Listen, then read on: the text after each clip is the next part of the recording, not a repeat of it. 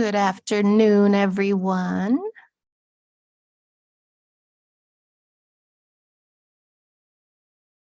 Just wanted to get everybody settled so we could begin. If we've got everybody here that's going to attend. All right. Thank you all for being here. It is 3:23 and I'd like to call our study session for the board on April 11th to order, please. I don't believe we have to adopt an agenda for this part. Okay, sweet. Who would be our first speaker today for us to get started? Point of clarification. Okay. Mr. Jeremy Gaius with True Professionals, welcome and thank you for being here to lead us in this. President Trujillo, point of clarification, we do need to take roll call. My apologies. I am ready when you are. Thank you. Ms. Jessica Bueno, Here. Mr. Regional Carrillo, Here.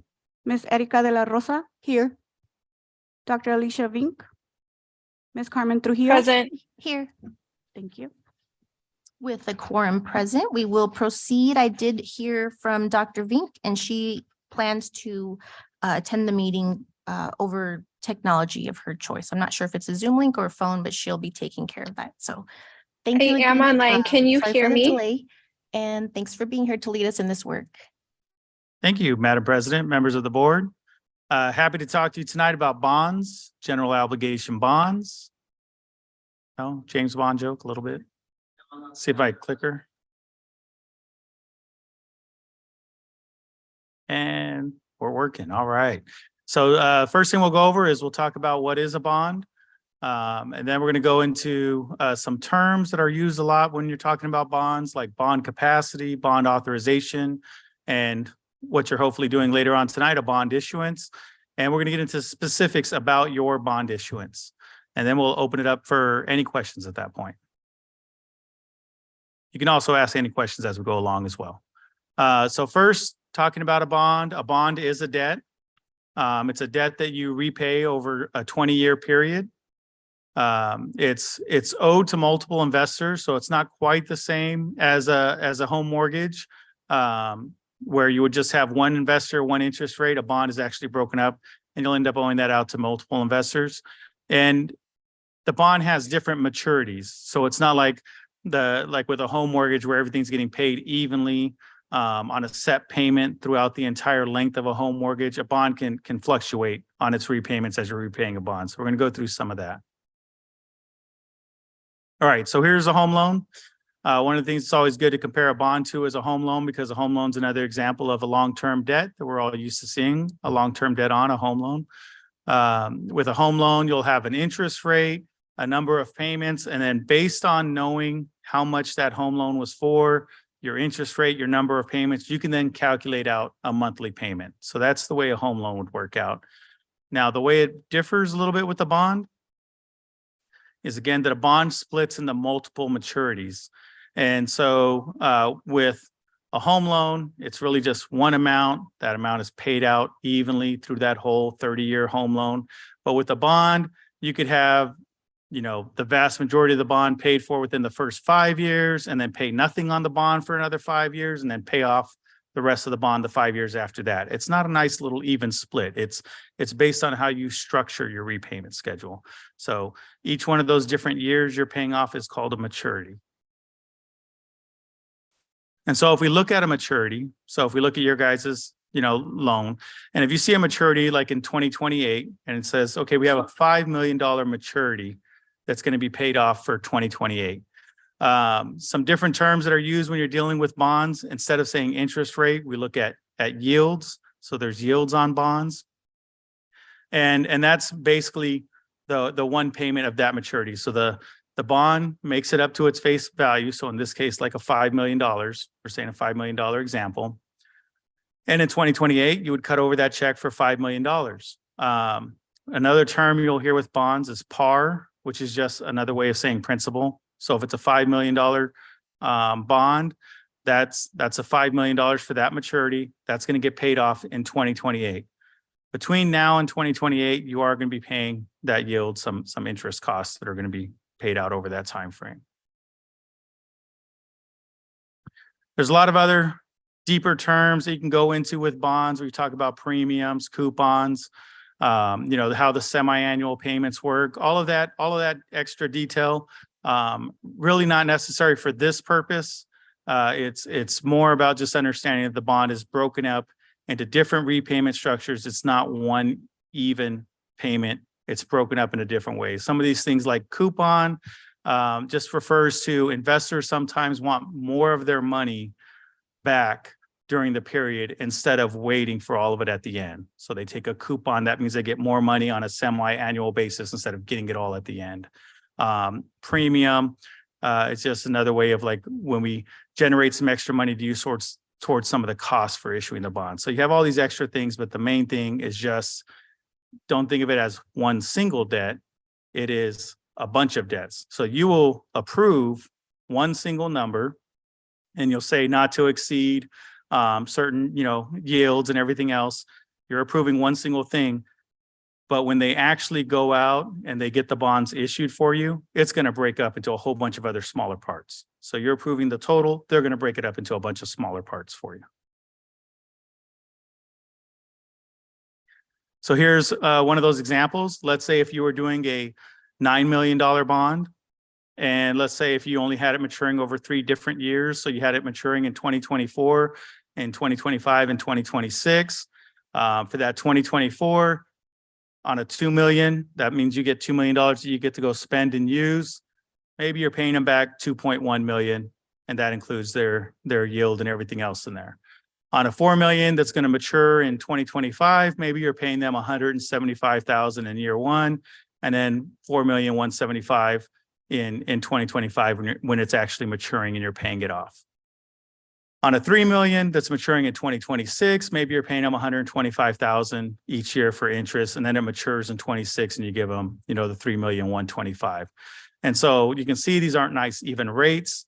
All of those different little maturities are going to have their own interest rates, their own yields attached to them. And so, the Stiefel team will do all that stuff for you. They know what's out there, what's popular on the market. Are people looking for short-term investments? Are people looking for long-term investments?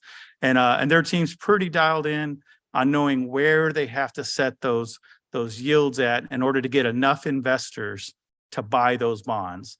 Because the thing you don't want to do when you go out to market is you put it out and you have a nice little low interest rate that you told everybody, hey, we're willing to pay this low interest rate for whoever wants this $3 million in 26, right? And then nobody wants it. You don't want to be in that situation. All of a sudden you put it out there and everybody's like, yeah, no, we want more money back than that. We're not gonna take your bond for that. What they end up doing at that point is they reprice it and they ask everybody again, okay, how about now? Does anybody want it? So what you really want to do is price it just right, where you get just enough investors who are saying, yes, we have interest in your guys' bonds. We want to buy up all your bonds. So as finance guys get to geek out that morning on a little dashboard where we watched a live action, and it's kind of like watching a horse race. You see all the different maturities jump up as people are subscribing to them. All of this money that is used to pay back the bond, it all comes off of a secondary property tax. So it's going to go straight to all your property tax homeowners. Both the cost of the bond itself and the interest, all of that's going to go straight onto the property tax rate. All right, so bond capacity. This is something that you always keep a close eye on. With bond capacity, we're talking about how much money could you actually go out for and use on an issuance. Essentially, what it does is it takes your limit minus any outstanding debt that you have, and that equals your capacity. So think of it like a credit card, right? If you have a credit card and the credit card has a $2,000 limit on it, if you've already spent $500 that you haven't paid off on that credit card, your capacity, your ability to spend more on that credit card is $1,500, right? So you take whatever your limit is minus whatever you owe on it currently, whatever's left, that's your capacity. So if you went to the store, you couldn't charge for more than $1,500. It's going to decline the card. Bond works the same way. You have a limit, take what you currently owe. Once you subtract that out, that's how much you can now go charge out on a bond. That's how much you can go issue. two different ways of increasing capacity. Just like with your credit card, there's two different ways that you increase the amount that you have available to spend on the credit card. One is to increase your credit card limit. And so with bonds, the way increasing your limit works is that happens when property values increase. So if property values are going up, because we get 10% of the property value, automatically our limit goes up with that, right? It's like one of those things when you all of a sudden you go to check on your credit card and you're like, they raised my limit. That's kind of how ours works every year, is if the property values are going up, they raise our limit. Conversely, if property values are going down, that limit goes down with it as well. The other way is by decreasing the outstanding debt. So same with your credit card. If you want to make sure you can charge more than $1,500, make a payment on your credit card. You pay off that $500, now you can charge for the full $2,000 of your limit. And so when we're setting up these repayment structures, that's kind of dictating when this capacity is going to be available again, because we're setting up our repayment structure on how to pay off that bond.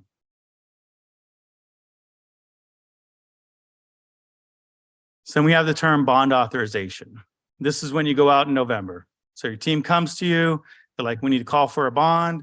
You're going to go out. And so that's what you guys just did with the 97 million. You guys went out, voters said, absolutely, we believe in you guys, go forward and do great things with it. That authorization will stay valid for 10 years. That means voters could approve you, and right after they approve you, you can be like, you know what, actually, we think all the schools look beautiful. We couldn't think of another thing we could possibly do to make them look better. We're actually going to sit on that authorization and do nothing for a while. You could do that for all the way up to 10 years and then issue the whole 97 on 10 years from now. Conversely, you could also, the day after it's been approved, issue the whole 97 million, right? So that authorization is valid during that whole 10-year period, and you're determining at what point do you issue from that authorization until you've used up the whole 97 million. The use, so how you can spend the bond funds once you do go out and issue and you're ready to start spending them. A lot of that's going to be covered by statute. It's going to be all of your big items, but it also includes furniture, technology, and equipment can be bought from bond as well. So a lot of that is controlled there, but it's also controlled by your voter information pamphlet. So imagine if statute says you can do these 100 things with your bond funds, but you put together a pamphlet that tells everybody, we're only going to do these 5 things. You can now only do those 5 things with your bond funds. What I usually do is, I had the nice Stiefel team well over a decade or so ago, write me language that was as open and flexible as possible to cover everything that you could do out of statute to make sure that I could also do that out of bond. So, but that scope is what you're limiting when you set your language for your voter information pamphlet. You're saying, out of these possible things, these are the things we're actually considering doing with our bond funds. And then you're held to that voter information pamphlet. You're going to divide those things into categories and assign values to them. You can have some discretion to move, so up to 10% of whatever the issuance is. So let's say today you guys are issuing 48 million, and one of the categories that you went out for, you're actually like, you know what, on second thought, we need a lot more money dedicated towards that. You will have 4.8 million that you could go above what you put in that voter information pamphlet because you've issued 48 million, and you can increase how much you're spending on that category. You still stick with the same categories, but you have that 10% wiggle room to kind of move across your categories. So they don't expect that you're going to have it 100% perfect when you do that voter information pamphlet. So that's why they give you a little 10% leeway. When you get this authorization, you decide how many issuances to break that into. So you have a $97 million authorization. You could do 10 issuances of 9.7 million. Right? You could just do one every year for the whole 10 years. You could do one issuance of 97 million. Right? That's completely at the district's discretion, how they want to break down that authorization. In the voter information pamphlet, you give them one example of the possible path you will consider on how to break it up, but you're not completely bound and tied to that. You can decide to, you know, if you put out that you're going to do 3 issuances, you can change that to 2 issuances. You can change that to 4 issuances. You can decide what works for you as you're going through year to year with your bond program and figuring out what your needs are and how your needs are changing over this whole 10-year authorization. Now, when you go out to do your bond issuance, the issuance itself cannot exceed your remaining bond authorization. So right now you have 97 million that's been authorized. You can't, let's say today, vote to issue 100 million in bonds. Voters only approved you to do up to 97. You can only do 97. You do 48 today, you can't come back 2 years from now and then issue 55, right? You would only have 49 left. You could only come back and do the remaining 49. In order to be able to issue any more bond funds from that, you have to go back to the voters and ask for a new authorization. And you can't exceed your remaining bond capacity. So let's say during the Great Recession, so back in 2008, 2009 timeframe, there were a lot of districts who just got approved for some pretty large bonds, but then housing prices dropped through the bottom and all of their bond capacity, just disappeared overnight. Well, more of over an 18-month lag, but it's still the bond capacity was wiped out and they didn't have any more capacity to issue bonds anymore. So that's like you were just about to go shopping and your credit card company told you, actually, there's a recession coming and we've cut your credit limit to $50 and you already have $500 outstanding. We're not exactly planning on letting you use that credit card anytime soon. If you want to pay off the whole 500, we'll let you spend 50. But other than that, no, we're not going to let you touch that. And so that's kind of what happened during the Great Recession. Everything plummeted. We didn't have capacity. And the only thing that really restored that was not so much a complete bounce back from the housing market. It was a legislative change that moved the limits and doubled the limits. So the limits, we have two different types of limits. We have a constitutional limit, and then we have a statutory limit. The constitutional limit says that an elementary or high school district can bond out for 15%. But the statutory limit back then said that we could only bond out for 5%. We had that moved to 10%, and then people could finally start to issue their bonds again that the voters had approved. So only up to your remaining capacity. And when housing prices are moving around, that means your capacity is also moving around with them. Whatever you issue, it should be spent within 3 years. It's not like that's a diehard, like you absolutely have to spend every single dime within 3 years. That's not what it's saying. It should be spent within 3 years. At the time you're issuing, you should have some reasonable expectation you're going to spend that money within 3 years. Now, what's the penalty if you don't spend it within 3 years? It just means you're going to have to do a little extra work. And by you, I mean you're going to contract in one of these types of guys over here to come do some extra work for you, because you're going to have to do it what's called an arbitrage rebate calculation. Essentially, all that is saying, it's a more difficult way of saying you can't make money off of money. So you can't issue all 97 million of your bond funds, stick it in a bank account, and then just live off the interest forever, right? That's what they don't want you doing that. They don't want you just living off of the interest that the bond funds are generating while they're sitting in your bank account. And so the calculation is simply seeing how much money are you making off of sitting on the money versus how much money did you promise to these investors on yields, and then figuring out that difference to make sure you're not making money off the money. Just got to bring you back to breaking even so you don't make money off your money. And so that's why they say if you spend it within 3 years, you won't even have to worry about that. If it ends up taking you, 4, 5, 6 years, you're probably gonna have somebody do that calculation for you once a year just to make sure that you're not making money off the money. The cost of each issuance, you have two different types of costs. Some of those costs are going to be variable, and some of them are going to be fixed. So when you think about that, again, we'll go to like bank cards and credit card examples. Every time you take money out the ATM, you get hit with the bank fee, right? Depending on your bank, maybe it's $1, maybe it's $3, but they're hitting you with some kind of fee when you do a withdrawal. So normally when you go to the bank, you're not going to take money out in $20 increments, right?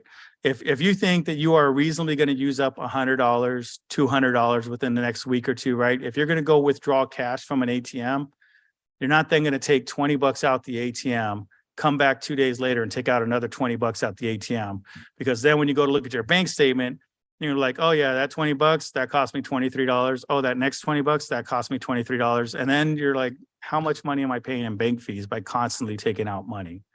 Right. So that's more of a fixed cost of every time you withdraw money from the bank, they're hitting you with a fee. And then you have variable costs. So think of that like credit cards that are charging a percentage, right? Where it's like, okay, when you swipe this, it's going to be 2.5% more for you using your card. Your bond works that way in terms of some of it, it's just variable. Whatever the size of the issuance is, that's driving how much those costs are going to be. But some of it is also fixed. We got to get all the all-stars out together every time we do a bond issuance, right? There's some fixed costs involved in that because, I mean, obviously we're taking up a lot of people's time to be able to go through each issuance. And it's good to be aware of those things because that lets you know that, look, you don't want to be issuing every single year. You don't want to be doing an issuance. And then on the other end, again, with the arbitrage calculation, you don't want to issue once and then sit on the money for 6 years. And so 3 years is like your prime target. So whenever you're going out for a bond issuance, all you really want to be thinking about is this about how much we need for the next 3 years? And if you think you're going to need more than that, then you should probably be issuing more. If you think you're going to be less than that, then you should be issuing less. And that's because you're balancing between these two things. You don't want to issue more frequently than you need to because you get those extra costs, and you don't want to over issue because then you got to do that arbitrage rebate calculation, which is, you know, extra work and extra money to get somebody to go do that math for you. All right, so let's talk about your issuance.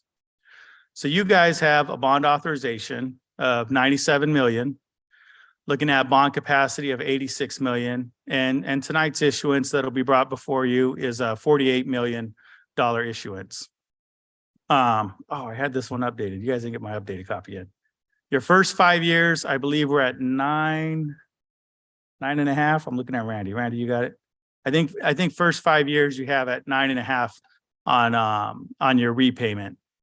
The first 5 years is important for a couple of reasons. One, when you're repaying sooner, that means that capacity is opening up again, right? So that's like your credit card. You're making payments on that early to get that credit card open back up again. But the other piece is when I said earlier that you could use bond for furniture, technology, and equipment, that was a new ad that actually came in around the same time as the Great Recession. And the reason for that, one, because we didn't have any money and we had to get creative. But then also, when you look at those types of items, they have a short useful life, right? And so that you don't want to be paying a debt on something that you no longer have. So if you take like a laptop, right? A laptop you're probably not using for more than 5 years. Why should you pay on it for 20 years if it's only going to last you for 5 years? And so they wanted to make sure that that was narrowed down to you don't have the asset anymore. You shouldn't still be paying a debt on that asset. And so for furniture, technology, and equipment, whatever you're going to repay on that bond over the first 5 years, that's how much money you can use towards paying for your furniture, technology, and equipment. And by paying for it out of bond, that means you don't have to use your district additional assistance to pay for it. And you can continue to push that district additional assistance to M&O as you guys have been doing for the last few years by making sure you have bond covering that for you. So first 5 years, that's a big number just to look at. Okay, what do we have for the first 5 years? And I believe you guys are at 9.5. I don't know if Randy had a number for me. 10.175. Darn. Man, I hate it when I miss a number. Okay, 10.175. I should have known it was north of 10. And 10.175, that's you guys in the first 5 years off this bond. So 10 million, looking at what your guys' spend was out of furniture, technology, equipment over the most recent 2 years, 10.175 is more than sufficient. I think you guys were around 2.5, and then Mike might throw a better number at me, but I think about 2.5 is where you guys were for furniture, technology, and equipment. So even if you pushed over all of your furniture, technology, and equipment over into bond, the 10.175 is going to more than cover it. So you have plenty being repaid in that first 5 years to make sure that Mike can push those all over into bond and get that covered by bond to free up your district additional assistance. So that's good. Your combined tax rate, they have estimated at going to $1.05. That's all correct. right, $1.05, which is still a really low tax rate. You know, usually there's a little bit of stigma about going north of $1. You'll have a lot of districts who try to stay under the dollar just because The moment they're saying they're more than $1, there's just that negative stigma to it. But $1.05 is a really good tax rate. It's very comparable to those who have a bond program that they would be north of $1. If it's anybody I'm working with, they're usually north of 2 or 3. So $1.05 is a really good tax rate, and that's for all of your bond debt combined. So it's not just this issuance, but when they take the total of looking at all of your existing repayments that you're doing for older bonds and combine it with this new repayment structure for this bond, it puts the bond tax rate at $1.05. So that's not too much higher from where you guys were. You guys were at 88 cents. The pamphlet was showing 90 cents, $1.05. That extra 15 cents is not a huge number for you guys to be jumping. So the $1.05 looks good. All right, I threw a ton out there. I thought you guys are going to raise hands in between some of these slides, but now that we're already at the end of the slides, feel free to give me all your questions. We can go back through some of the slides. I was just hoping you could kind of give us an example or another analogy to kind of understand what the tax rate looks like on our end as community members that live in the district. Like, what's that going to look like for us when we get our property tax statements, and like in general, what does that, Absolutely. what's that benefit, I guess? Great question. And so for your normal taxpayer, they're paying their mortgage through an escrow account. And so normally your bank is telling you, hey, this is how much money you have to give. So we can not only pay principal and interest, but we also need to pay for your homeowner's insurance, and we need to pay for your taxes. And so you're paying that through an escrow account. Going from 88 cents to $1.05 in the first year, it probably doesn't even change your mortgage payment. It really depends on what's happening with all the other tax rates that are being applied. So it's not going to be just their bond tax rate. It's going to be your primary tax rate. It's going to be the override. It's going to be, the other taxing jurisdictions. So like county, city. And when they look at everybody who's putting a tax on their property tax bill, they're going to look at all of that, their total tax bill. And yours is probably not really moving the needle. Their mortgage payment is probably staying the same. In some cases, let's say if there's some other contributing factors, some other taxes are also going up at the same time, what they may see is that they're being told by their mortgage company, hey, we're going to need you to put in $5 more each month, or another $10 each month. The ones that are going to realize the tax change the most are going to be your large property taxpayers. So some of this industrial that you guys have, or that has significant value to it, and they're not paying this through an escrow account. They actually have an accountant who's there making that tax bill payment for that company. They're the ones who are going to notice the difference. They'll see the difference. They're dealing with much bigger numbers, and they're paying this out by hand. They're going to actually see what the difference is. Your homeowner is probably not going to be too much impacted by it. I'm pretty sure the Stifel folks have like an exact calculation on what they're looking at for average property homeowner, and I don't know, what are we talking about? Annual, how much? 125. Yeah, so 15 cents on that. We're talking about $20 a year. Yeah, so we're talking about $20 a year. You divide that into 12 payments. Your mortgage company's not going to call you over $2. They're not going to change your mortgage payment over $2. And that's why I'm saying there would have to be other contributing factors for them to even want to move it. Over $2, they're not going to make a phone call on any of that. They don't really tweak it that fine tune. When it gets to like maybe a couple years out, maybe they'll say, okay, well, now we've kind of depleted some of your escrow. Now we are going to move you up by $5 more a month. But it's not going to be anything where it's like a major impact to them where they're going to see that. And most people, when they do get that call from the bank that says, hey, we need to increase your mortgage payment by $5, I don't know a lot of people, and I'm a numbers guy, I don't know a lot of people who then go do their research to figure out why my bank just asked me to give them $5 more each month. So if you guys know someone like that, let me know. And I want to know what accounting firm they work for, but I don't know a lot of people like that. So what does that look like for the district then?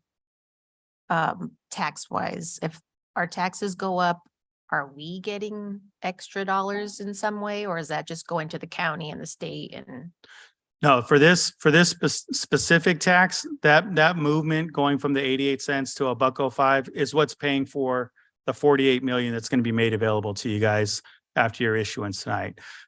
So while it's only a couple of bucks to your average homeowner, the impact to the district, 48 million. I mean, that's kind of when you have a community that's supportive of education, that's a pretty easy sell and say, look, I understand we want $2 more a month from you, but that equals $48 million for the district.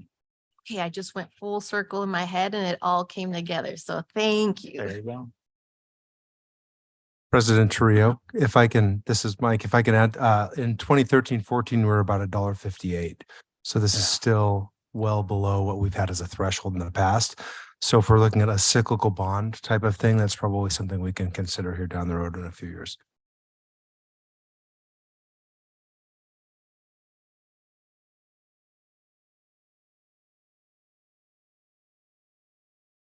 Feel free, fire away.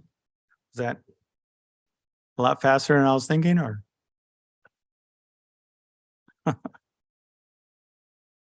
Anything else anybody would like to share that maybe we should take in at this moment while we're going over this, or we'll wait for the presentation in our board meeting? I don't know if the Stiefel team wanted to throw anything out. Point of clarification, I don't know if we can because it's agendized in our regular Okay. governing board meeting. They have more for you later when you get into the board meeting. Right. Okay. Well, All right. then, Well, thank you for having me. Also, for those who haven't met Ken, I want to point out my colleague here, Ken Hicks. Hi, He's Ken. also with True Professionals. He's been helping Mike with the mentor program. So he's over here helping to get your team up to speed. And Ken is also a wealth of knowledge. He's been doing this for decades. You know, the gray hairs probably give it away, but I mean, he's a well-known throughout the whole school finance universe. So he'll also be over here helping out the district. Okay, great. Thank you guys both for being here. I really Absolutely. appreciate the time and the clarification. So I feel like it makes a lot more sense. So that way we know what the heck we're agreeing to. So thank you very much. Thank you. Do we adjourn now or, oh, there he goes. Sorry, Mr. Thomas. For your consideration, Madam President, there is we're actually noticed on our study session. The language is governing board members' overview of bond issuances as they relate to public school finance. It's pretty broad. So it would, I think, encompass a presentation if you were interested in having it now. I think to maximize time, it would be a good idea, but I definitely want to hear from the administration and the board members on their thoughts. Speaking on behalf of the district, I mean, we're ready to move forward if the board is. I think it's a great idea to maximize the day, the time. Sure. Perfect, great. Are our Thank friends you, at Mr. Stifel willing to move up our timeline just an hour or so? Fantastic. All right, Mr. Jeremy, I know you've got a board meeting to get to, I hear, so great. Have a good day. Thank you very much. Welcome, everybody. Yeah, take your time, take your time. Perfect, thank you. Sorry about that. Welcome. Thank you for being here. Nice to meet you, Mr. Ken.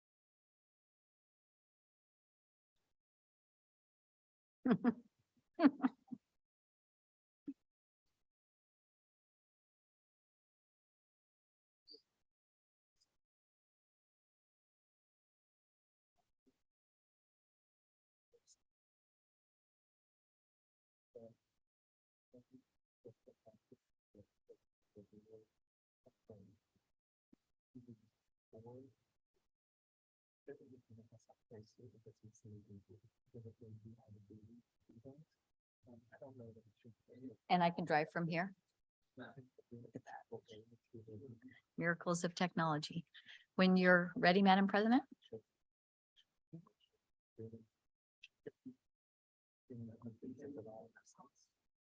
Sure.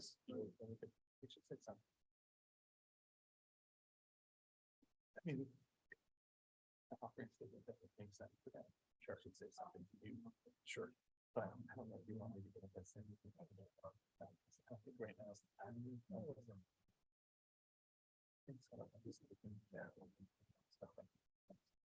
do have to.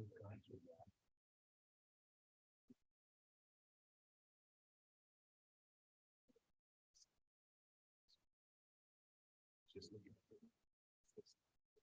the red line and all this kind of stuff.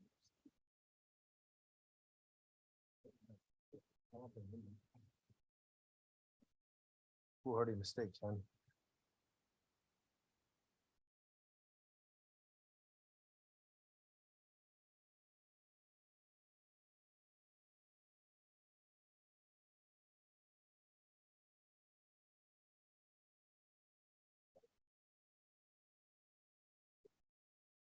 Right.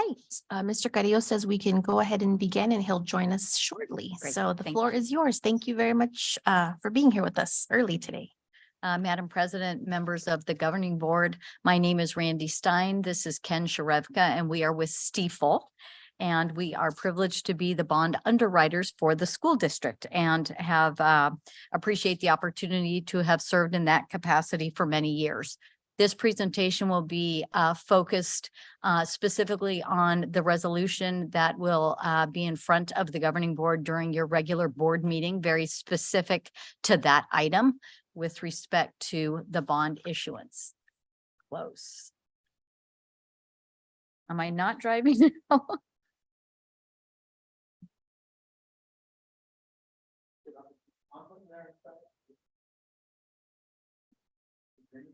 Yeah, screen. There we go. Nope. Go ahead.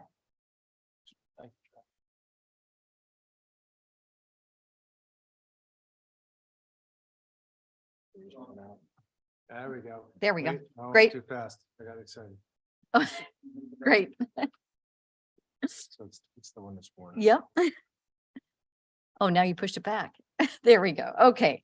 So as has been discussed, what is key with respect to the issuance of general obligation bonds is that they are repaid from the property tax base in the school district. And so what you have in front of you here is a historical look at the school district's property values. The state of Arizona does have two types of property values for all jurisdictions, not just school districts. Cities, towns, counties, the state, everybody has two different types of property values.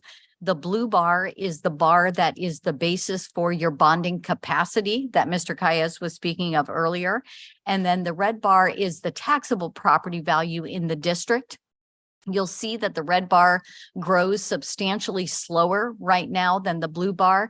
And that's a function of a constitutional provision that only lets most properties grow by 5% a year, whereas the blue bar, the full cash value, does not have a limitation on how quickly it can grow.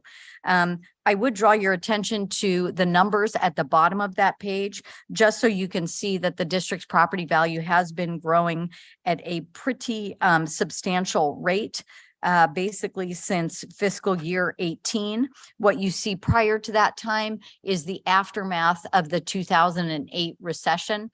Our property valuation system lags, and so it took a couple years, but property values actually declined in most parts of the state.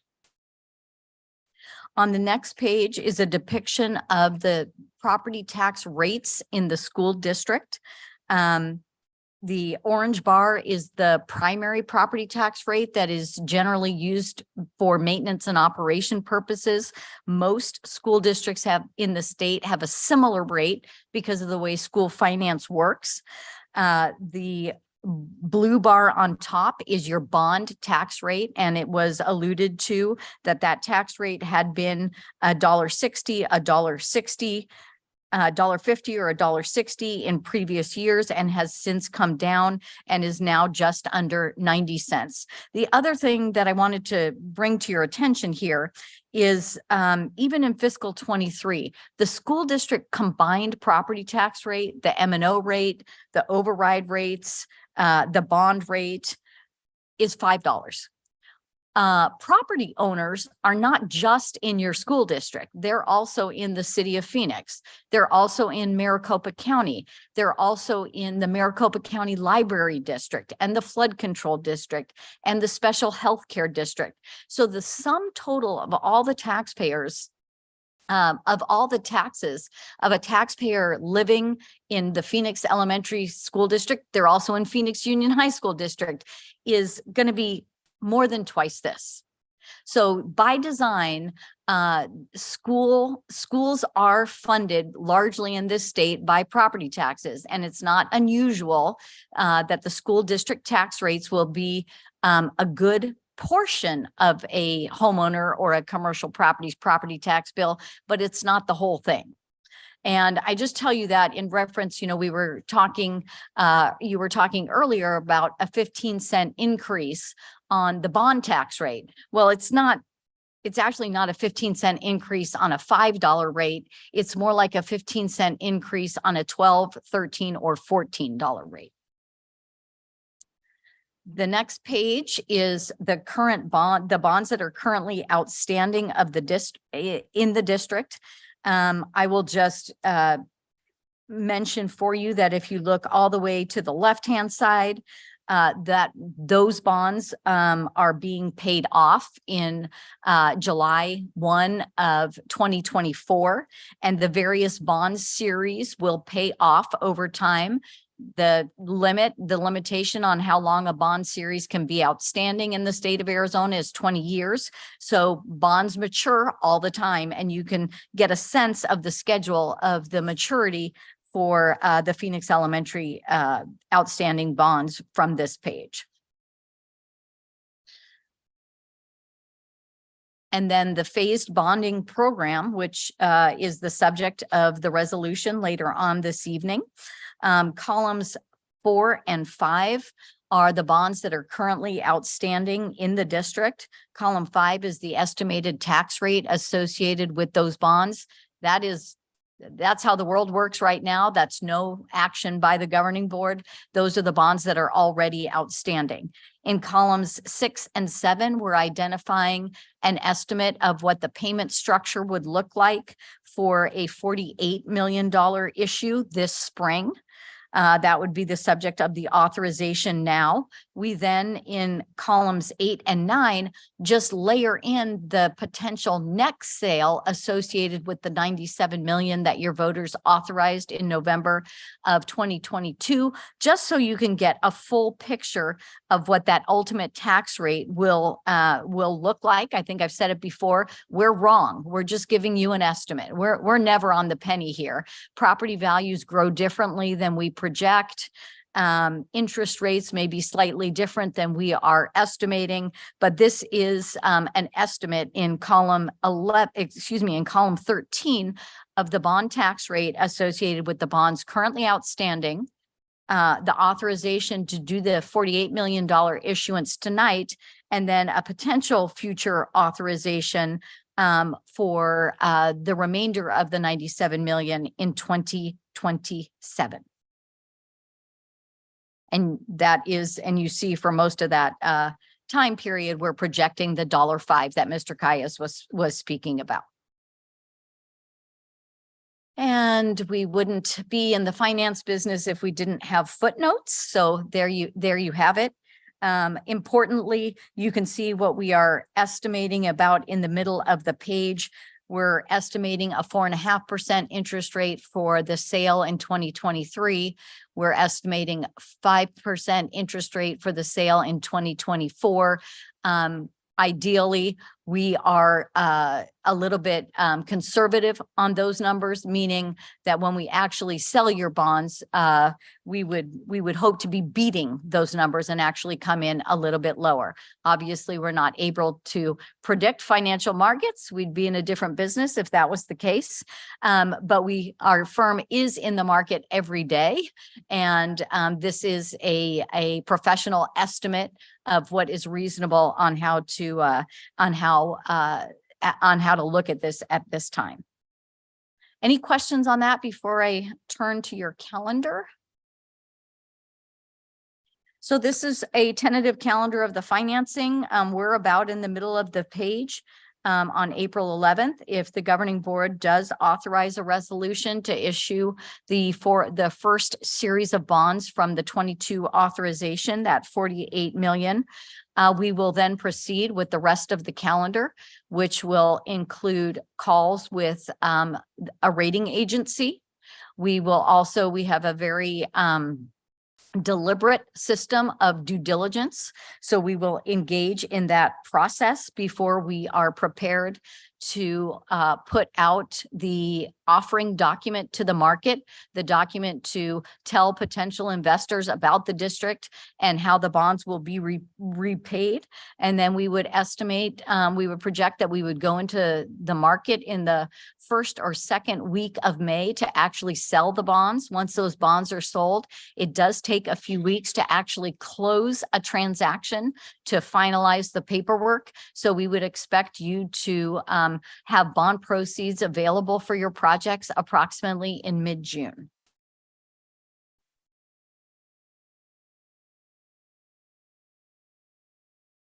And with the exception of our contact information, that is the presentation, and I'm certainly happy to answer any questions. I have one question, if I could have kind of a visual explanation from the 10-year limitation we're talking about, but the 20-year series, so I can just understand those two pockets, these of time. Sorry. Madam President, yes, excellent question. So the 10-year reference is that all bonds, all authorizations from November of 22, your 97 million, have to be sold. You have to issue those bonds by November of 32. That would be the end date. The truth is, you could potentially pay off bonds that were issued in November of 32 over 20 years, which could wind up being 52. So it actually stacks on each other. It is actually, honestly, it is not common that a school district would issue the final phase of their bonds as long as 10 years out, but that is in fact what the statute allows. Yes, I just wanted to, I hope that, yeah, no, Yeah. you got it exactly. I just wanted to make sure I wrap my head around it. So I appreciate it. Great. Thank you very much.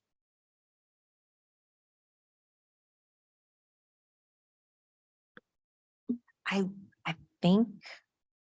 think we're good Great. to go. Anything to share, Mr. Ken? All right. I put the presentation together, so I'm just happy to be up here and actually see it in the wild. Appreciate this. I know there's lots of updates since we began this, so I do appreciate the time, the projections, and I mean, it's flawless. Thank you very much, Stiffel and Associates, True Professionals, Mr. Manley, Gibby. Like, I know this was a lot, but I really appreciate the time taken to give us, to teach us this information and better understand it as people that live in this area, district, among our community. So we understand better. Other than that, we are still ahead of schedule. So you'll stay, of course, for the Yep. meeting for our resolution and stuff. Okay, perfect. All right, Mr. Thomas, do we break here until we call the meeting to order at? Okay. Do we need a vote to do that? Okay, wonderful. Do we have a motion to adjourn our study session? Jessica Bueno, so moved. Erica De La Rosa, second that motion. Thank you very much. May we please have a roll call vote? Mrs. Valencia? Thank you. Yes, Ms. Jessica Bueno. Aye. Mr. Regional Carrillo. Ms. Erica de la Rosa. Aye. And Ms. Carmen Trujillo. Aye. Thank you. With that, our motion passes and we will adjourn our study session at 4:12 and I'll see everyone at 5:15. Thank you all very much for being here.